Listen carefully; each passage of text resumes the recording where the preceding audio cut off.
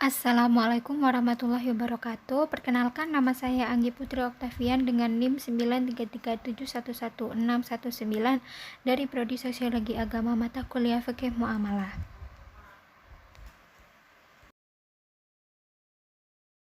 Oke, materi yang pertama ialah fikih muamalah dan segala ruang lingkupnya. Dan yang perlu kita ketahui adalah pengertian dari fikih muamalah. Menurut etimologi, fikih pada mulanya berarti pengetahuan keagamaan yang mencakup seluruh ajaran agama, baik berupa akidah, akhlak, ibadah, dan sama artinya dengan syariah Islam. Yang kedua adalah pengertian dari muamalah. Muamalah adalah segala aturan agama yang mengatur hubungan antara sesama manusia dan antar manusia dan juga alam sekitar tanpa memandang agama atau asal-usul kehidupannya. Selanjutnya adalah pengertian dari fikih muamalah. Fikih muamalah ini menurut pendapat Muhammad Yusuf Musa yaitu ketentuan-ketentuan hukum mengenai kegiatan perekonomian, amanah dalam bentuk titipan dan pinjaman, ikatan kekeluargaan, proses penyelesaian perkara lewat pengadilan, bahkan soal distribusi harta waris. Dan selanjutnya adalah ruang lingkup dari fikih muamalah. Yang pertama adalah muamalah al-adabiyah dan al-muamaliyah al-madiniyah. Selanjutnya yaitu bab yang kedua, pengertian amwal dan segala ruang lingkupnya. Amwal itu adalah harta. Jadi, secara etimologi memiliki makna yang condong, cenderung, dan miring. Sedangkan menurut terminologi, harta memiliki makna, yaitu sesuatu yang diinginkan manusia, baik untuk disimpan atau diberikan kepada orang lain.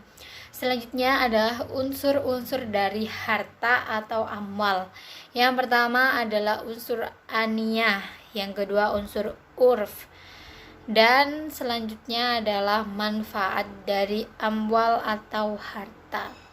Jadi manfaatnya adalah harta yang kita miliki harus bisa kita manfaatkan untuk memenuhi kepentingan sehari-hari seperti halnya untuk membeli makanan, minuman, pakaian, rumah, dan kebutuhan lainnya yang penting, misalnya sandang, papan, dan pangan. Dan selanjutnya ada pembagian harta atau amwal. Yang pertama dibagi dari segi tetap atau tidaknya suatu harta pada tempatnya. Misalnya harta tidak bergerak dan harta bergerak. Kemudian dibagi dari segi pemanfaatannya ada dua, yaitu harta istimali dan harta istiqlaki. Dan selanjutnya dibagi dari segi kepemilikannya. Yang pertama harta kas dan yang kedua harta am. Selanjutnya dibagi dari segi perkembangan atau tidaknya harta tersebut, baik harta hasil dari upaya manusia atau berdasarkan ciptaan Allah. Yang pertama harta asl atau harta yang pokok, dan yang kedua adalah harta al-samar. Dan selanjutnya dibagi dari segi aspek kebolehan pemanfaatannya oleh syara. Yang pertama harta mutakawim dan yang kedua adalah harta goiru mutakawim. Oke, selanjutnya kita masuk pada materi ketiga, yaitu makna akad dan segala ruang lingkupnya.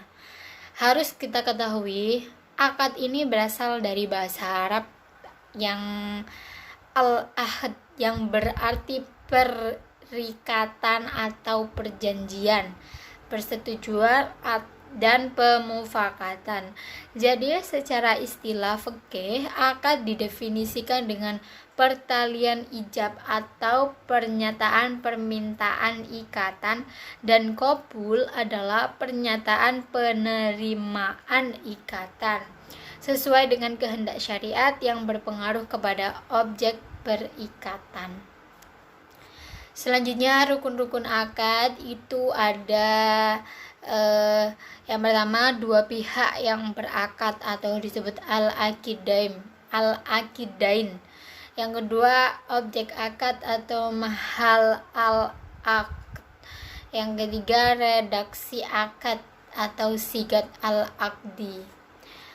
Kemudian ada syarat dari akad, yaitu pihak-pihak yang melakukan akad telah dipandang mampu bertindak menurut hukum mukallaf. Yang kedua, objek akad itu diakui oleh syara. Objek yang harus memenuhi syarat antara lain berbentuk harta dimiliki seseorang, bernilai harta menurut syara. Kemudian akad itu tidak dilarang oleh nas dan syara. Selanjutnya, akad yang dilakukan itu harus memenuhi syarat-syarat khusus dengan akad yang bersangkutan, di samping yang harus memenuhi syarat-syarat umum. Akad itu bermanfaat, ijab tetap utuh sampai terjadi qabul.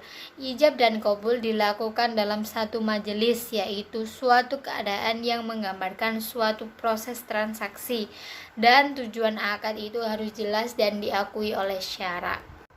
Selanjutnya, ba'i dan segala ruang lingkupnya.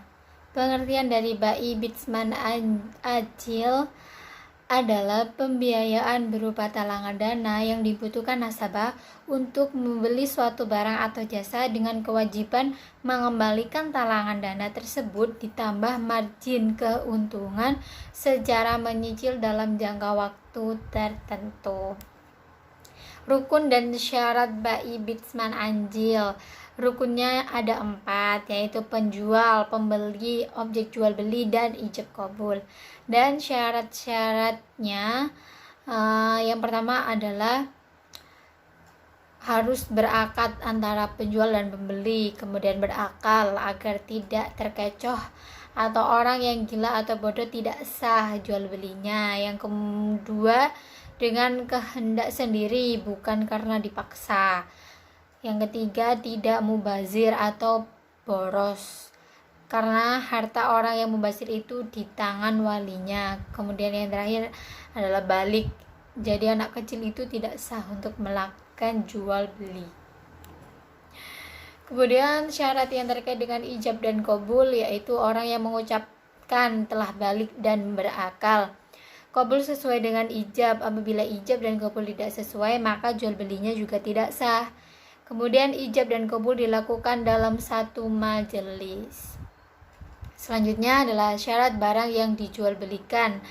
Yang pertama, harus suci. Barang itu tidak sah dijual dan tidak boleh dijadikan untung untuk dibelikan seperti kulit binatang atau bangkai. Yang kedua, harus ada manfaatnya. Tidak boleh menjual sesuatu yang tidak ada manfaatnya. Kemudian barang itu dapat diserahkan. Tidak sah menjual barang yang tidak dapat diserahkan kepada pembeli. Dan kemudian barang tersebut merupakan kepunyaan si penjual, kepunyaan yang diwakilkan atau yang mengusahakan. Dan ada syarat nilai tukar atau syarat harga barang. Yang pertama, harga yang disepakati kedua pihak harus jelas jumlahnya. Yang kedua, boleh diserahkan pada waktu akad sekalipun secara hukum, seperti pembayaran dengan cek atau dengan kartu kredit. Dan kemudian apabila harga jual beli itu dilakukan dengan saling mempertukarkan barang atau al-muqayadah, maka barang yang dijadikan nilai tukar bukan barang yang diharamkan syara. Kemudian masuk pada materi ijarah dan ujrah serta ruang lingkupnya. Pengertian ijarah dan ujrah. Ijarah dan ujrah merupakan dua kata yang berbeda tetapi memiliki satu pembahasan. Secara etimologi berasal dari kata bai'al atau manfaah yang artinya menjual manfaat baik, manfaat suatu benda maupun jasa atau imbalan dari tenaga seseorang. Ijarah menurut arti bahasa adalah nama upah. Dan dasar hukum ijarah dan ujrah. Al-ijarah dalam bentuk sewa menyewa maupun dalam bentuk upah mengupah merupakan muamalah yang telah disyariatkan dalam Islam. Hukum asalnya menurut jumhur ulama adalah mubah atau boleh dilaksanakan sesuai dengan ketentuan yang ditetapkan oleh syara dan berdasarkan oleh Al-Quran dan ijma. Kemudian rukun dan syarat ijrah dan ujrah. Rukun merupakan unsur-unsur yang membentuk sesuatu, sehingga sesuatu itu terwujud karena adanya unsur-unsur tersebut yang membentuknya.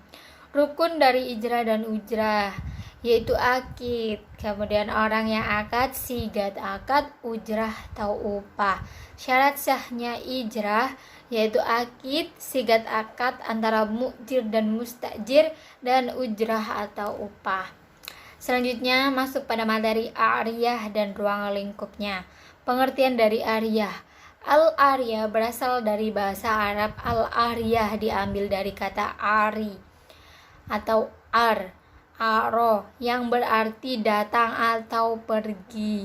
Menurut sebagian pendapat, al-ariyah berasal dari kata al-ta'awaroh yang artinya sama dengan saling tukar menukar, yaitu dalam tradisi pinjam meminjam. Sedangkan menurut istilah dapat dikatakan suatu kegiatan muamalah yang memberikan manfaat, sesuatu yang halal kepada orang lain untuk diambil manfaatnya dengan tidak merusak zatnya agar zatnya tetap dapat dikembalikan kepada pemiliknya.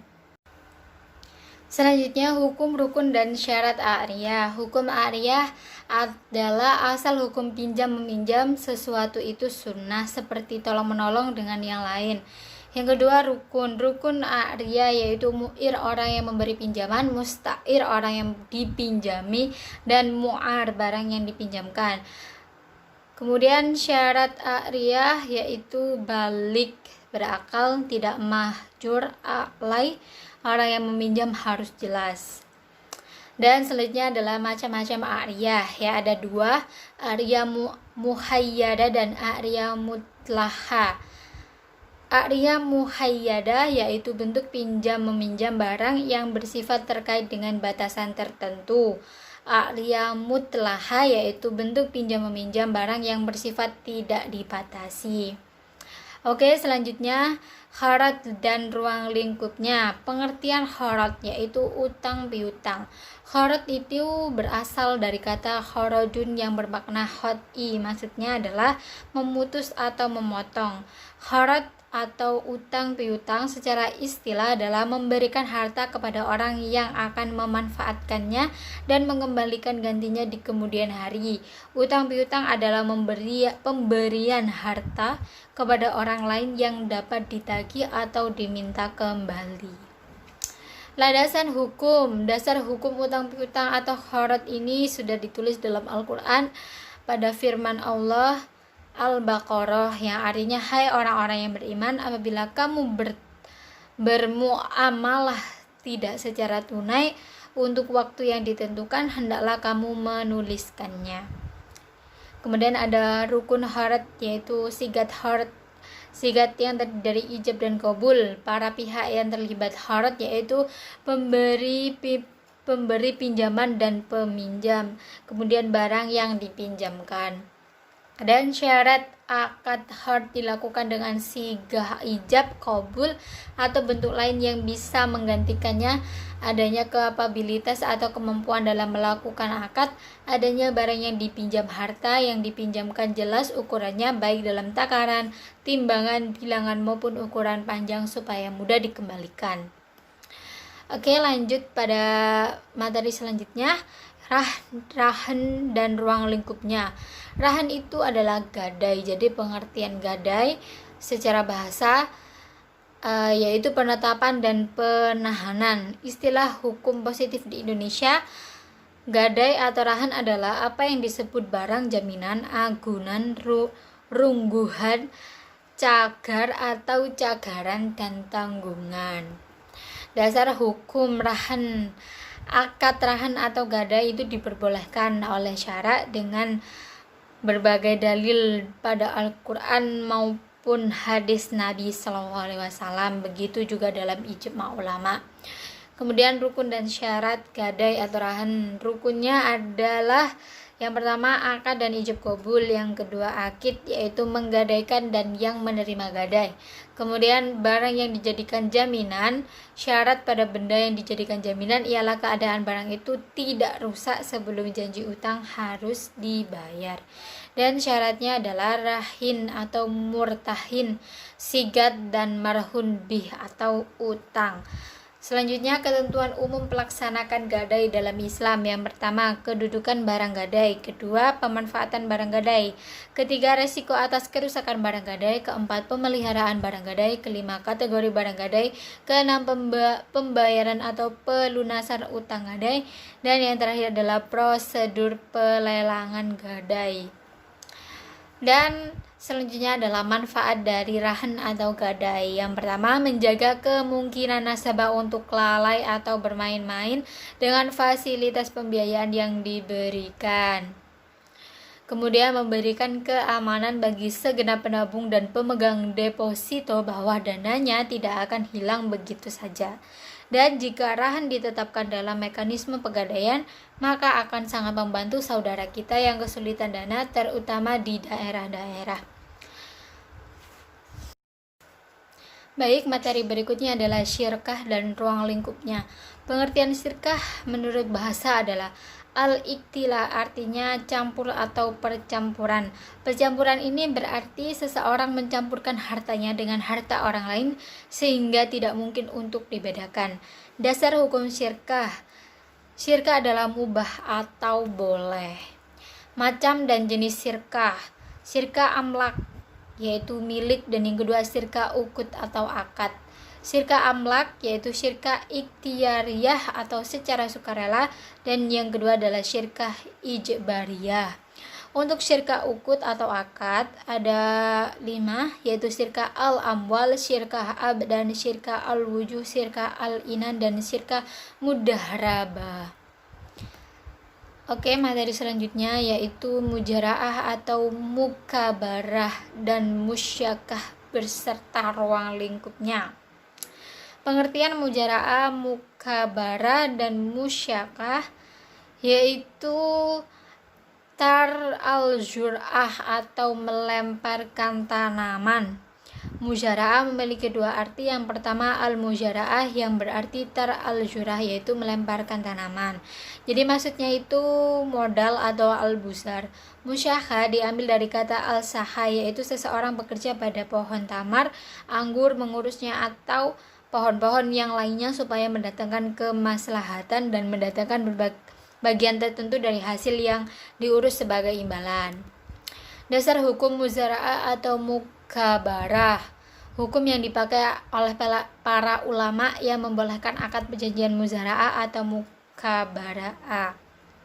Syarat-syarat dan rukun-rukun muzara'ah dan mukabarah.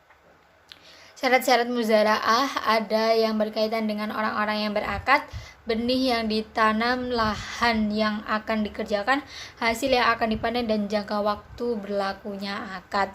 Syarat-syarat musyakah yang pertama, syarat yang bertalian dengan akidain yaitu harus berakal. Syarat yang berkaitan dengan tanaman yaitu disyaratkan adanya penentuan macam apa saja yang akan ditanam. Yang ketiga, hal yang berkaitan dengan perbolehan hasil dari tanaman. Yang keempat, hal yang berhubungan dengan tanah yang akan ditanami. Yang kelima, hal yang berkaitan dengan waktu. Dan yang terakhir adalah hal yang berkaitan dengan alat-alat musyara'ah yang disyariatkan berupa hewan atau yang lain dibebankan kepada pemilik tanah. Hal-hal yang membatalkan musyara'ah dan mukabarah. Mukabarah yaitu yang pertama, habis masa muzara'ah dan mukabarahnya. Kemudian salah seorang yang berakad itu meninggal dunia. Adanya uzur menurut ulama Hanafiyah, meninggalnya salah satu pihak, dan jangka waktu yang telah disepakatinya itu sudah berakhir. Baik, selanjutnya adalah masuk materi mudarabah dan ruang lingkupnya. Pengertian mudarabah secara etimologi adalah bentuk masdar dari maddi yang berarti berdagang atau memperdagangkan. Mudarabah disebut juga dengan muamalah karena umat Islam di Irak menyebutkan dengan hirat yang berarti al-khat'u atau pemotong. Dasar hukum mudarabah. yaitu Al-Quran, dan di dalam Al-Quran tidak disebutkan dengan jelas tentang mudharabah. Walaupun demikian, ulama di kalangan kaum muslimin telah sepakat tentang bolehnya melakukan kerjasama semacam perniagaan ini. Selanjutnya adalah rukun dan syarat mudharabah. Rukun yang pertama, pelaku atau sahibul mal dan mudharib. Kemudian objek mudharabah atau modal dan kerja. Kemudian persetujuan kedua belah pihak, ijab dan kabul, dan nisbah keuntungan. Syaratnya yang pertama, sahibul mal dan mudharib, sigat ijab dan kabul. Modalnya terdiri dari uang, kemudian harus jelas dan diketahui jumlahnya, dan harus tunai bukan hutang. Selanjutnya modal itu harus diserahkan kepada mitra kerja, dan yang terakhir adalah nisbah keuntungan. Selanjutnya adalah kedudukan mudharabah. Hukum mudharabah itu berbeda-beda karena adanya perbedaan keadaan. Maka kedudukan harta yang dijadikan modal dalam mudharabah atau khirat juga tergantung pada keadaan. Jenis-jenis mudharabah, yang pertama mudharabah mutalakah, yaitu mudharabah tanpa syarat, dan yang kedua adalah mudharabah muhayyadah, yaitu penyerahan modal dengan syarat tertentu. Selanjutnya pembatalan akad mudharabah. Yang pertama, masing-masing pihak menyatakan akad batal. Pekerja dilarang untuk bertindak hukum terhadap modal yang diberikan atau pemilik modal menarik modalnya. Yang kedua adalah salah seorang yang berakad itu meninggal dunia. Selanjutnya salah seorang yang berakad itu gila. Kemudian pemilik modal murtad dan modal habis di tangan pemilik modal sebelum dikelola oleh pekerja. Oke, selanjutnya pada materi hibah. Hibah, sedekah, dan hadiah beserta ruang lingkupnya. Pengertian hibah.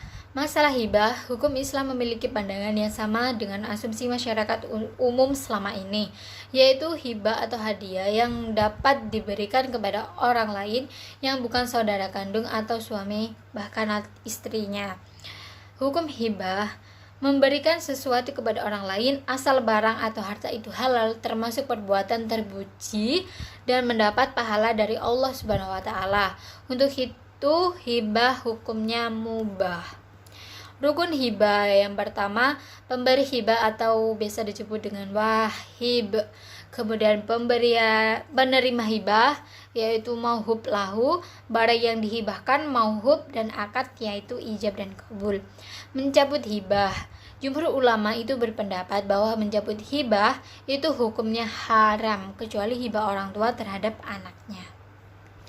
Selanjutnya hibah yang dapat dicabut, yaitu hibah orang tua dari bapak terhadap anaknya, karena bapak melihat bahwa mencabut itu demi menjaga kemaslahatan anaknya.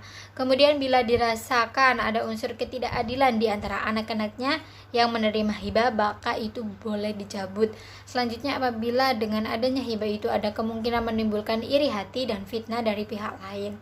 Kemudian aturan hibah menurut hukum positif. Hibah dalam hukum Indonesia dapat dipermasalahkan apabila bentuk pemberian berupa uang dengan jumlah yang banyak atau barang yang sangat bernilai. Pajak atas harta hibah.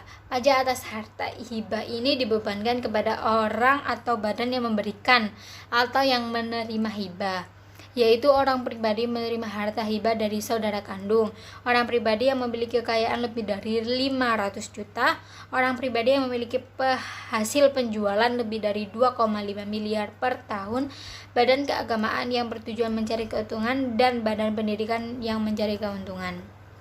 Pengertian syahadah, setiap muslim diimbau untuk beramal. Bahkan Nabi telah memerintahkan agar sedekah dilakukan kepada seluruh umat muslim setiap hari, baik laki-laki maupun perempuan. Hukum sedekah secara ijma', ulama menetapkan bahwa hukum sedekah ialah sunnah. Islam mensyariatkan sedekah karena di dalamnya terdapat unsur memberikan pertolongan kepada pihak yang lebih membutuhkan. Rukun syahadah, yang pertama orang yang memberi, yang kedua orang yang diberi.